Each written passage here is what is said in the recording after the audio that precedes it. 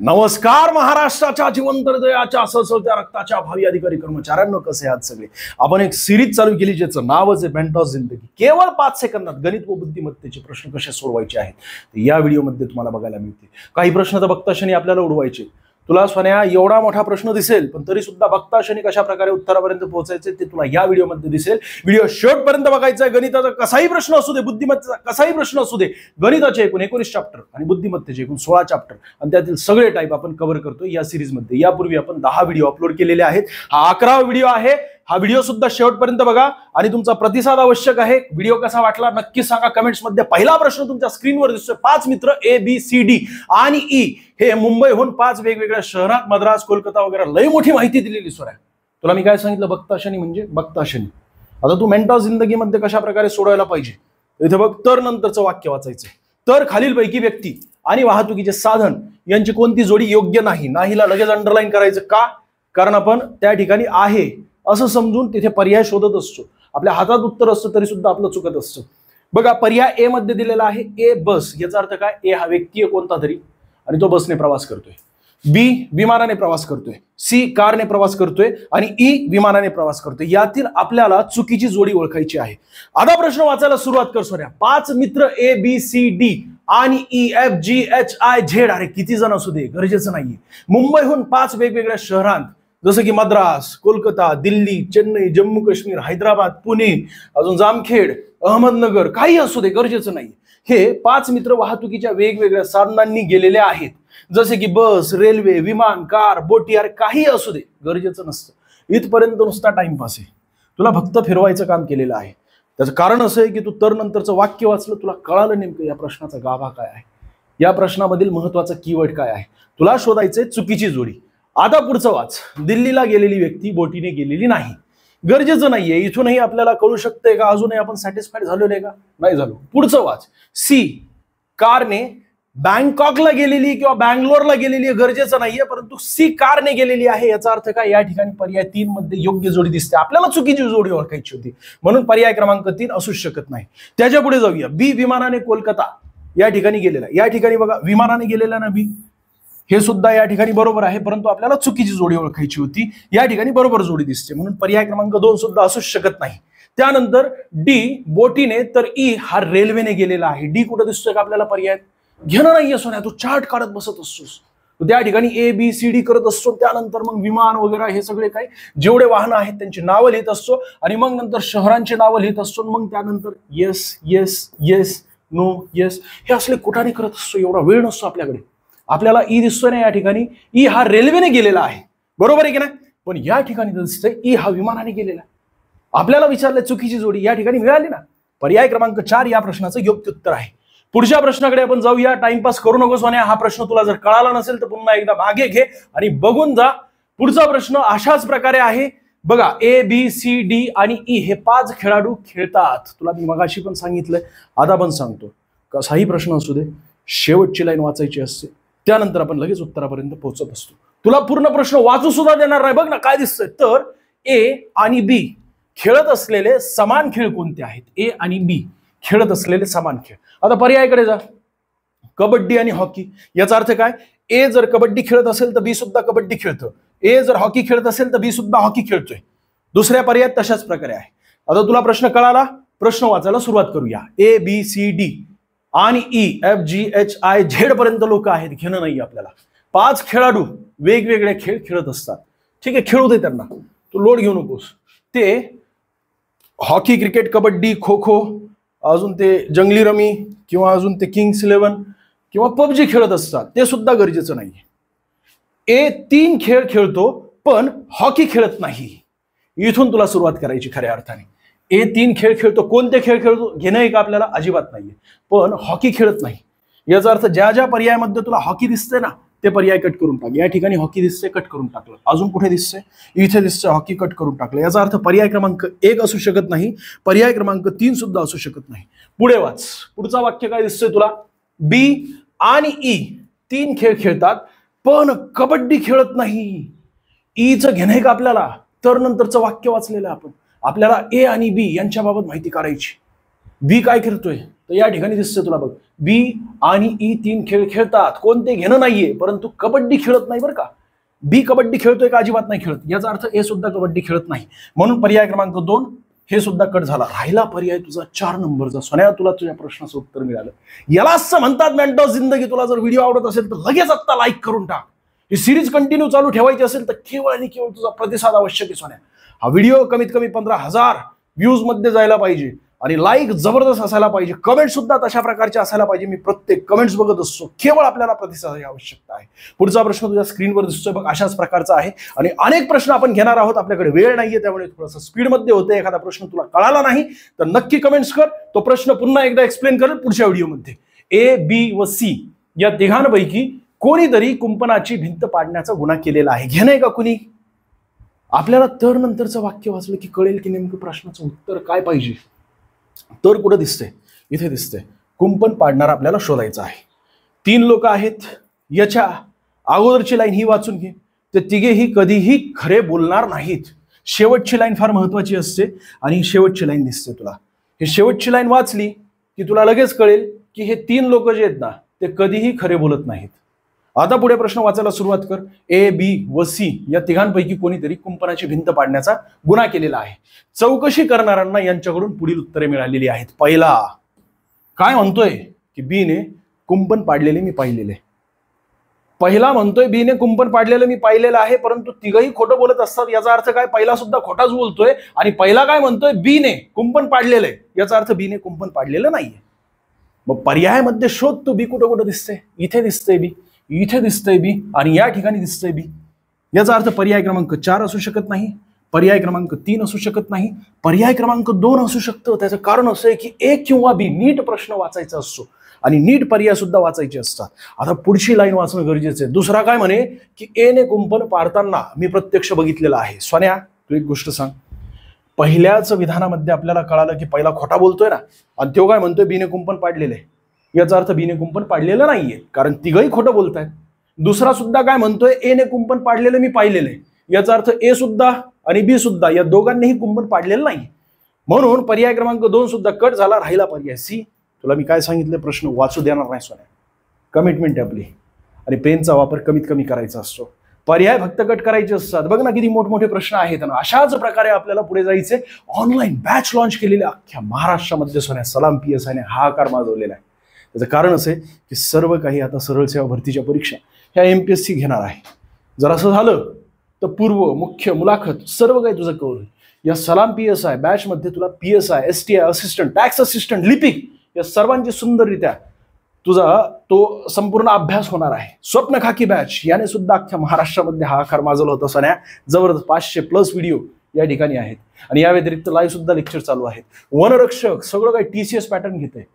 आरोग्य सेवक TCS pattern, तशा प्रकारे आपण पॅटर्न या ठिकाणी फॉलो करतोय. तलाठी या सर्व 3ही परीक्षा TCS पॅटर्न नुसारच होणार आहेत आणि त्यानुसार आपण मागच्या प्रश्नपत्रिका सगळ्या अनालिसिस करून या ठिकाणी आपण 24 प्रश्नपत्रिका आपण मी स्वतः त्या ठिकाणी अनालिसिस केलेत बरं का. GSGK बाकी इंग्लिश सगळे विषय या ठिकाणी अनालिसिस झालेले आहेत. तू 24 प्रश्नपत्रिका अनालिसिस केलेल्या बघितल्या की तुला घाबरायचा विषयच नाहीये. तुला हा संपूर्ण पॅटर्न कळून जाईल नेमकं वन विभाग काय असतो आणि कशा प्रकारे या ठिकाणी प्रश्न विचारले जात असतात. तलाठी 57 शिफ्ट स्वतःला अनालिसिस करायचे. आपल्या सर्व शिक्षकांनी अनालिसिस करून या ठिकाणी सिलेबस बनवलेला आणि त्या सिलेबसला फॉलो करून आम्ही तुम्हाला शिकवत आहोत.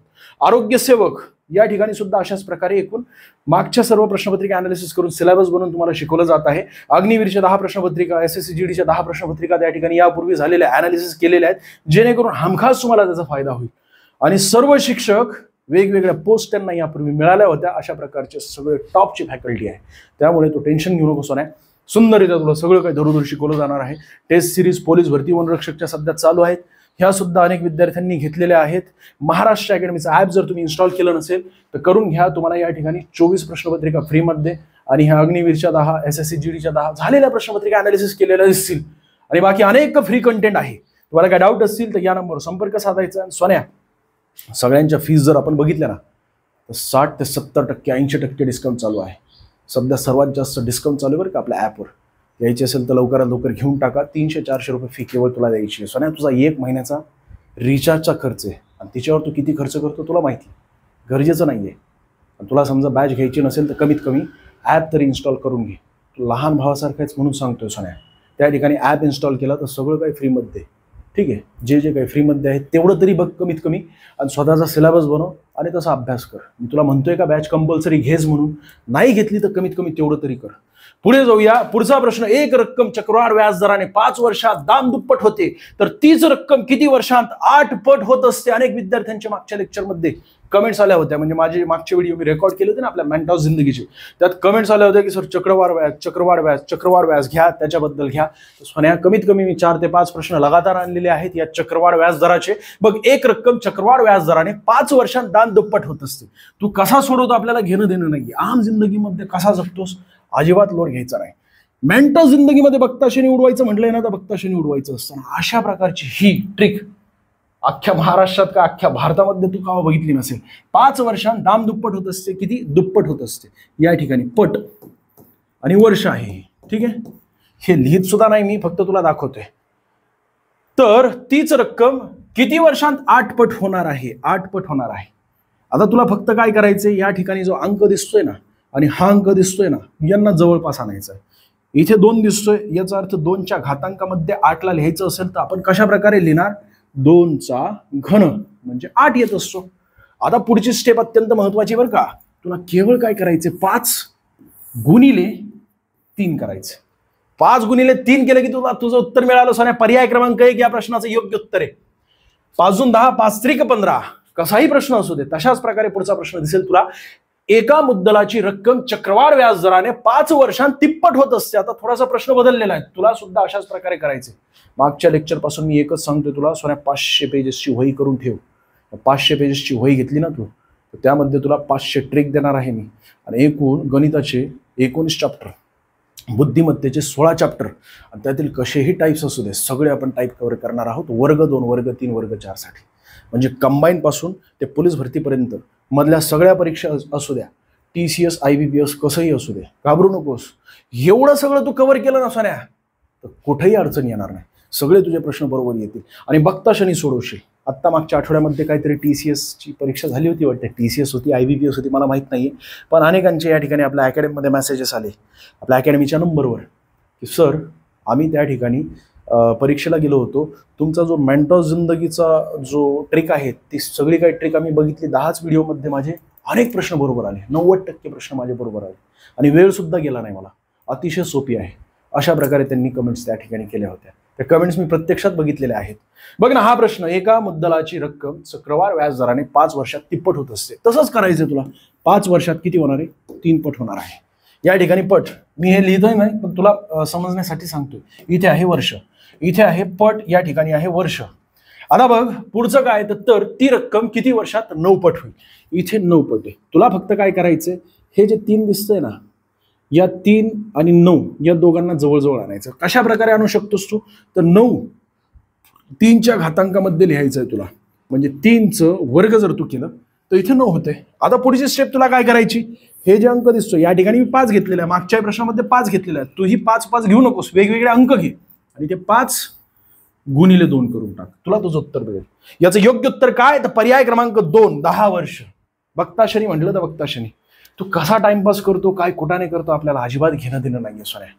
फक्त आणि फक्त मेंटॉस जिंदगीची सिरीज ही कंटिन्यू बघत राहायची आणि स्वतःची वही बनवायची. स्वतः एक प्रश्न, त्याच्यासोबत तू 2-3 प्रश्न स्वतः बनवायचे आहेत. मी तरी या ठिकाणी एक जो टाईप आहे त्याचे 1-2 प्रश्न एक्स्ट्रा मी घेतोय, तशाच प्रकारचे घेतोय, पण तू सुद्धा बनवायचे, तू सुद्धा प्रॅक्टिस करायची. तू म्हणतो की जर 10 दिवस झाले, 12 दिवस झाले, अजून पुढचा व्हिडिओ का नाही आला. सोन्या, 10-12 दिवसांमध्ये जे काही तुला आत्तापर्यंत शिकवलं त्याची प्रॅक्टिस कर ना. आत्तापर्यंत मी तुला जे काही शिकवलेलं आहे ना, मी गॅरंटीने बोलतोय बरं का, आणि जबाबदारीने बोलतोय. हे 11 व्हिडिओ तू बऱ्यापैकी बघितले आणि त्याची सगळ्यांची प्रॅक्टिस केली. डायरेक्टली प्रश्नपत्रिका हातामध्ये घे, 80 ते 90% प्रश्न तुझ्या बरोबर येतील सोन्या. वस्तुस्थिती सांगतोय, त्याच प्रकारचे प्रश्न विचारले जात असतात, त्याच मुद्द्यांच्या आसपास फिरत असतात. केवळ तुला आकडे बदलून त्या ठिकाणी प्रश्न विचारले जाणार आहेत. त्यासाठी तुला फक्त काय करायचे, मागची प्रॅक्टिस करायची आहे आणि ही संपूर्ण सिरीज कमीत कमी 30 ते 35 व्हिडिओमध्ये आपण कव्हर करणार आहोत. त्यासाठी फक्त तुझा प्रतिसाद आवश्यक आहे. तुला लाईक करायचंय, तशा प्रकारे कमेंट्स करायची. जर तुला आवडत असेल तर तशा प्रकारे कमेंट्स कर. तुला आवडत नसेल, नुसता यो वरडतोय, नुसता यो टाइमपास करतोय, उड्या मारतोय, तशी कमेंट्स कर सोन्या, काही अडचण नाही. पण प्रतिसाद आवश्यक आहे. आपल्याला प्रतिसादाची आवश्यकता आहे, अन्यथा आपण थांबणार. 1,000, एकच हजार आहे ना, यस, 1,000 रुपये रकमेवर 3 वर्षांचे चक्रवाढ व्याज किती आहे? 1,728 रुपये होत असेल तर व्याजाचा दर किती आहे? बघ काय दिलेलं आहे या ठिकाणी, 3 वर्ष दिलेले. लक्षपूर्वक बघ बरं का सोन्या, 3 वर्ष दिलेलं आहे. तुला काय करायचं या ठिकाणी, तू काय करत असतो? सूत्रांचा वापर करत असतो. अजिबात करू नकोस. पहिल्या व्हिडिओपासून आतापर्यंत मी तेच सांगतोय, तुला सूत्राचा वापर करू देणार नाही.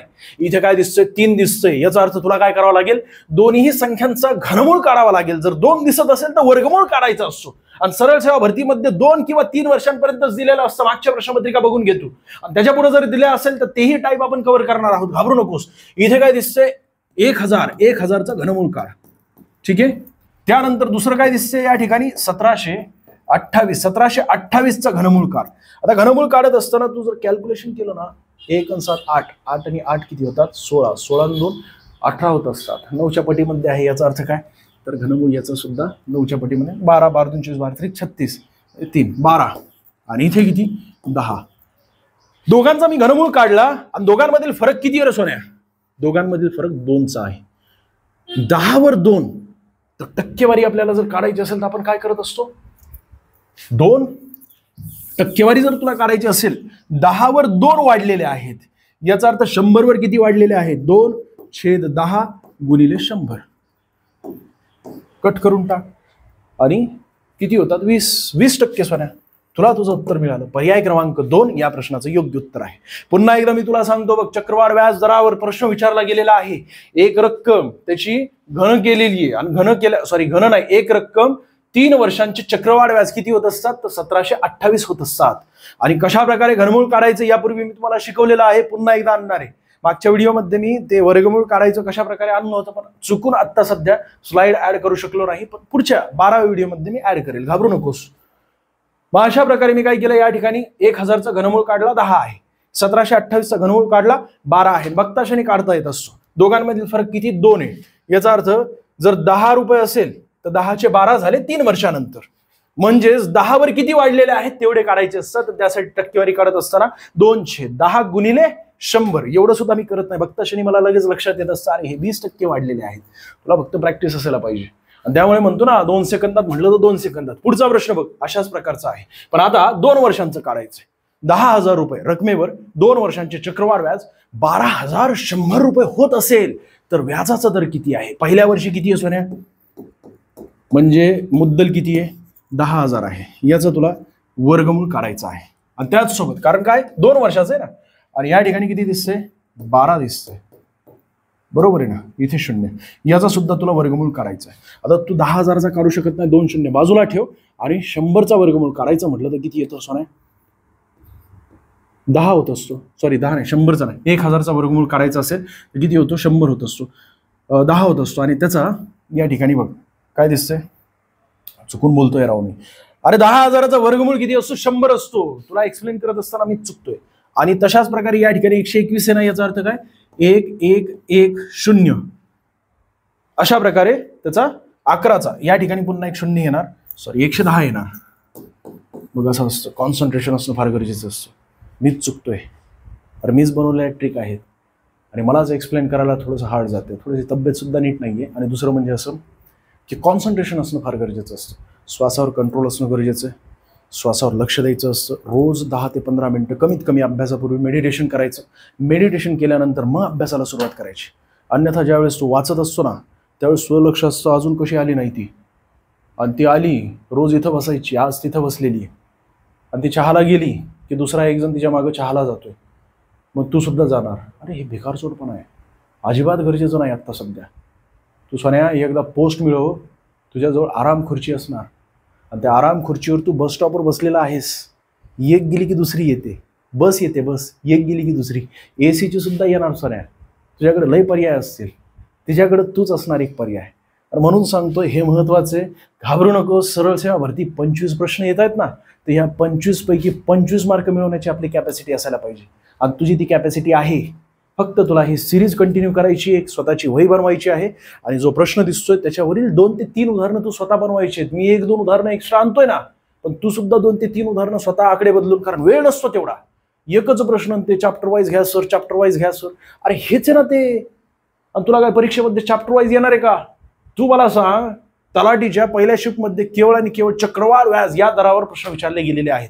दुसऱ्या शिफ्टमध्ये सरळ व्याज यावर प्रश्न विचारले गेलेले आहेत. असं असतं का काही? अजिबात नाही. ते सगळे काही शफलिंग असतात प्रश्न. मला माहिती आहे किती टाईप तुला द्यायचे आणि कशा प्रकारे तुझा सिलेबस कव्हर करायचा आहे. तू घाबरू नकोस, माझ्यावर विश्वास ठेव. एकूण आपल्याला 35 व्हिडिओ कंप्लीट करायचे आहेत. तशा प्रकारे सगळं काही डिझाईन केलेलं आहे. फक्त प्रतिसादाची आवश्यकता असते आपल्याला, बाकी काही नको. या ठिकाणी दिसतंय तुला 100, या ठिकाणी दिसतंय 10. दोघांमधील फरक किती आहे? 100 वर वाढले 10. याचा अर्थ सोन्या 100 वर जर 10 वाढत असतील तर टक्केवारी किती वाढलेली आहे? 10%. बस आपलं उत्तर आपल्याला मिळालं. पर्याय क्रमांक सी या प्रश्नाचं योग्य उत्तर आहे. व्याजाचा दर किती असणार आहे? 10% असणार आहे. पुन्हा पुन्हा बघ हा व्हिडिओ. तुला कळत नसेल तर त्यासाठी मी 2-2 उदाहरणं आणतोय एका टाईपची. एका परीक्षेमध्ये 40% विद्यार्थी गणितात नापास झाले, 30% विद्यार्थी इंग्रजीत नापास झाले व 10% विद्यार्थी दोन्ही विषयांत नापास झाले, तर किती विद्यार्थी पास झालेले आहेत? किती मोठा प्रश्न असू दे, खरं बघितलं तर ठुसका प्रश्न आहे. पण तरी सुद्धा तुला वारंवार आकडे बदलून विचारला जात असतो. हाच आकडे न बदलता कमीत कमी 3 ते 4 वेळा हा प्रश्न बघितलेला आहे मी. आणि सरसकट सगळ्या सरळ सेवा भरतीमध्ये विचारला जातात. सो TCS IBPS आवडताचा हा टक्केवारीचा प्रश्न आहे. म्हणजे परीक्षेमध्ये एवढे नापास झाले आणि तेवढे नापास झाले दोन्ही विषयांमध्ये किंवा सर्व विषयांमध्ये, तर पास किती जण झालेत किंवा एकूण नापास किती जण झालेले आहेत. सुरुवातीला आपण काढूया एकूण नापास किती झाले. 40 आणि 30 अधिक 30. ठीक आहे, कंस कर आणि अधिक नाही वजा करून टाक 10. तुला मिळेल लगेच की एकूण किती टक्के नापास झालेले. 40% अधिक 30% किती होतात रे? 70 होतात ना. आणि वजा 10 केले तर होतात किती? 60% लोक एकूण नापास झालेले आहेत. भले ते एक विषयात असू दे किंवा दोन्ही विषयामध्ये असू दे. असे किती आहेत? 60% विद्यार्थी आहेत. 100 पैकी 60. याचा अर्थ पास झालेले विद्यार्थी किती? 40. पर्याय क्रमांक सी या प्रश्नाचं योग्य उत्तर आहे. लोड घेऊ नकोस सोन्या. तू काय आणि कशा प्रकारे या ठिकाणी सूत्रांचा वापर करतो खरंच मला घेणं देणं नाहीये. आणि मला खरंच वाईट वाटतं विद्यार्थी ज्यावेळेस एखाद्याला सांगितलं ना, ए सोन्या इकडे चल, या प्रश्नाचं योग्य उत्तर कशा प्रकारे सांग. तू ज्यावेळेस सूत्र टाईप करत असतो, ज्या ठिकाणी लिहित असतो ना सूत्र, लई वाईट वाटतं. अरे कशाला वेळ घालवतो तू सोन्या? तुझ्याकडे तेवढा वेळ नसतो. तुला स्मार्ट वर्क करायचं आहे. तुला GS-GKचे प्रश्न विचारपूर्वक सोडवायचे आहेत. त्या ठिकाणी तुला जास्तीत जास्त वेळ मिळायला पाहिजे. ज्यावेळेस तू परीक्षा हॉलमध्ये घुसतोस ना, चष्मा, भिंगावाला चष्मा असलेले विद्यार्थी त्यांना बघून घाबरू नकोस. अरे गॉगल उतरू नकोस सोन्या. तू ॲटिट्यूड असायला पाहिजे आणि पैकीच्या पैकी मार्क मिळवायचे आहेत आपल्याला. पुढचा प्रश्न दिसतो. 2 ट्रक 50 किलोमीटर ताशी आणि 60 किलोमीटर प्रति तास या वेगाने समान अंतर कापतात. दोन्ही ट्रकने घेतलेल्या वेळेत 1 तासाचा फरक असेल तर अंतर शोधायचं आहे आपल्याला. किती तासांचा फरक आहे? 1 तासाचा. अगोदर या ठिकाणी तुला काय करायचं? तासाचं मिनिटांमध्ये कन्वर्ट करत असताना तुला एका तासामध्ये किती मिनिट असतात? 60 मिनिटे असतात. या ठिकाणी 1 तास दिल्याचा अर्थ किती? 60 मिनिटे आहेत. तू या ठिकाणी कसा सोडवतो आपल्याला घेणं नाहीये. पण मेंटॉस जिंदगीमध्ये तुला सोडत असताना काय करावं लागेल? 50 गुणिले 60 गुणिले हे जे मिनिट आहेत ना 60, हे इथं लिहून घ्यायचे. आणि छेदस्थानी तुला काय करावं लागेल? दोघांमधील फरक. असे प्रश्न मी वारंवार घेतलेले आहेत यापूर्वी सोन्या. फक्त मी या ठिकाणी काय केलेलं आहे तर नावं बदललेली आहेत. वारंवार घेतलेत का? मी प्रश्न केव्हाच रिपीट करत नाही बरं का.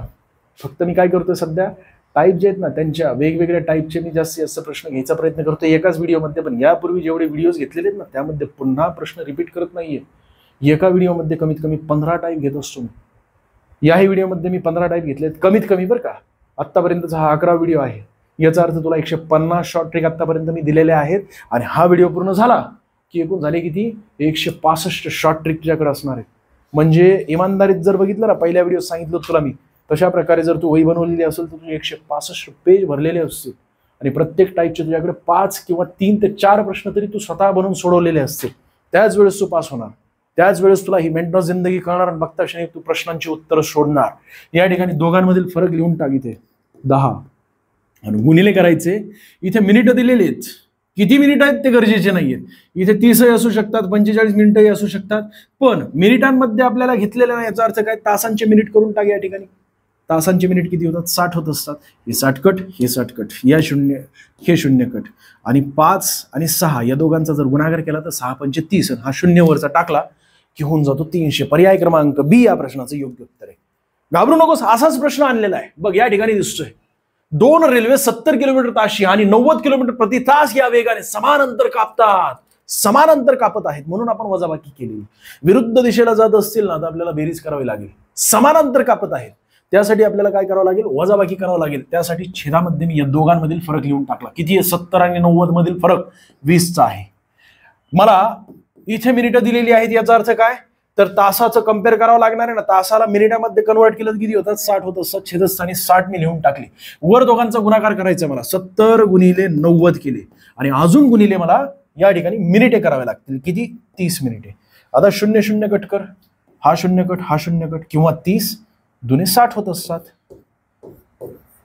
हा 0 कट केला, हा 0 कट केला. राहिलेली गणिती क्रिया तू सोडून घे, तुला लगेच कळेल की नेमकं उत्तर काय आहे. तोच काय रे ते, लोड घेऊ नकोस. मी गणितीय क्रिया करत बसलो तर पुढचे गणित कोण सोडवणार. जास्तीत जास्त एका व्हिडिओमध्ये तुला प्रश्न द्यायचे, त्यासाठी तू नंतर पॉज करू करू बऱ्यापैकी एक एक प्रश्न त्याचे आकडे बदलून वेगवेगळे प्रश्न बनव आणि स्वतः सोडवायचा प्रयत्न कर. पुढचा प्रश्न बघ ना, चोंग्या म्हणजे चोंग्याने 20व्या मॅच मध्ये 90 धावा काढल्या, त्यामुळे त्याची सरासरी 2 ने वाढली. तर 20व्या मॅच नंतरची सरासरी त्याची किती आहे. आता तू इथे सूत्र वापरत असतोस, मला माहिती ना सूत्र काय, पण घेणं नाही आपल्याला. कशा प्रकारे सोडवायचं असतं हा, तर 20व्या मॅच मध्ये त्यांनी 90 धावा काढलेल्या आहेत. कुणी, चोंग्याने 90 धावा काढलेल्या आहेत. यामधून तुला वजा करावे लागतील. 20वी मॅच आहे, याचा अर्थ काय, याचे दुप्पट केले तर होतात 40. 40 वजा करून टाक, किती उत्तर येते सोन्या, 50 येते ना. आणि तुला इथे सरासरी कितीने वाढली, 2 ने वाढली, तर अधिक 2 करून टाक, तुला तुझं उत्तर मिळालं. पर्याय क्रमांक डी या प्रश्नाचं योग्य उत्तर आहे. तू प्रत्यक्षात तुझ्या पद्धतीने सोडवायचा प्रयत्न कर. सर नेमकं एक्सप्लेनेशन द्या ना, अरे गरजेचं नाहीये ते, फक्त तुला बघताक्षणी प्रश्नांची उत्तरं उडवता यायला पाहिजेत. बघ ना, अशाच प्रकारे पुढचा प्रश्न मी बनवलाय. बांड्याने 18व्या मॅच मध्ये 80 धावा काढल्या, त्यामुळे त्याची सरासरी 3 ने वाढलेली. आता थोडासा प्रश्न मी बदलला, पण तशाच प्रकारे सोडवायचा असतो. 3 ने वाढली तर 18व्या मॅचची सरासरी किती आहे. तुला मी काय सांगितलं, 80 दिसतंय ना, 80 मधून याची दुप्पट करावे लागेल. कारण असा विषय आहे की 18व्या मॅच मध्ये 3 ने सरासरी वाढलेली आहे, दुप्पट नाही 3 पट करावे लागणार आहे. बरोबर आहे की नाही. प्रत्येक मॅच मध्ये 3 ने वाढलेली आहे ना. याचा अर्थ काय करावं लागेल तुला, 18 दूने 36, 18 त्रिक 54 मायनस करावे लागतील अशा वेळेस. आता तुला कारण 3 ने वाढलेली आहे, इज इक्वल टू किती येणार, इथे येणार 26, इथे येणार 26. आणि याच्यावर वाढ किती झालेली आहे, 3 ने झालेली, अधिक 3 करून टाक, तुला तुझं उत्तर मिळालं. पर्याय क्रमांक बी या प्रश्नाचं योग्य उत्तर आहे. म्हणजेच काय झालं सोन्या, 17व्या मॅच पर्यंत त्याची सरासरी किती होती, त्याची सरासरी होती 26.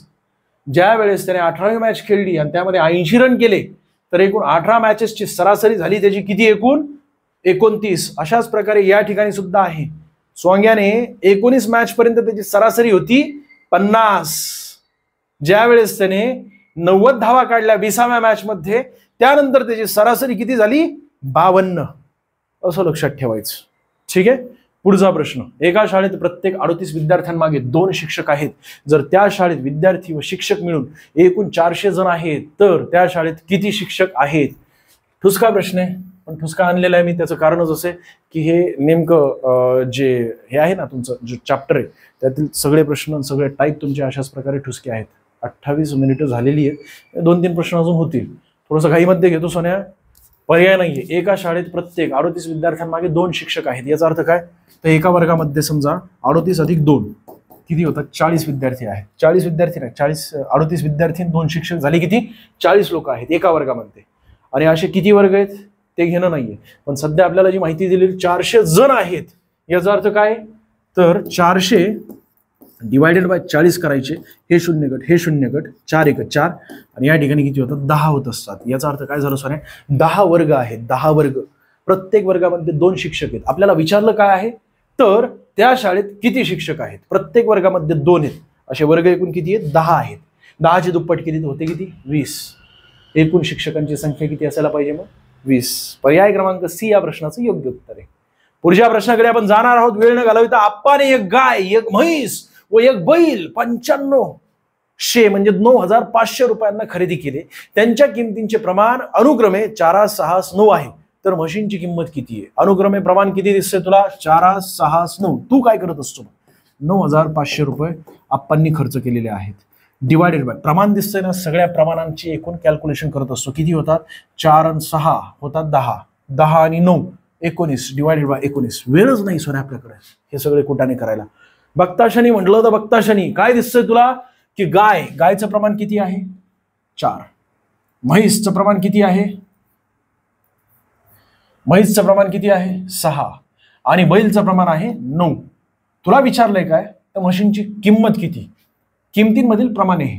तुला काय करायचंय 6 ने पर्यायातील कोणत्या संख्येला भाग जातोय ना एवढंच बघायचंय, लगेच तुला तुझं उत्तर मिळेल. 6 ने 35 ला भाग जातोय का 2 शून्य नंतर बघ, कारण तू भागाकार पूर्ण केल्यानंतर 2 शून्य लावत असतो पुढे, त्यामुळे अगोदर फक्त ही संख्या बघ 35 ने भाग जातोय का, सॉरी 6 ने 35 ला भाग जातोय का, 6 पंचेतीस 6 6 36 नाही जात भाग, पर्याय क्रमांक ए चुकीचा आहे. त्यानंतर पर्याय क्रमांक सी बघ 6 पंचेतीस 6 6 36 6 7 42 नाही जात भाग, आणि 6 8 48 अजिबात नाही जात भाग.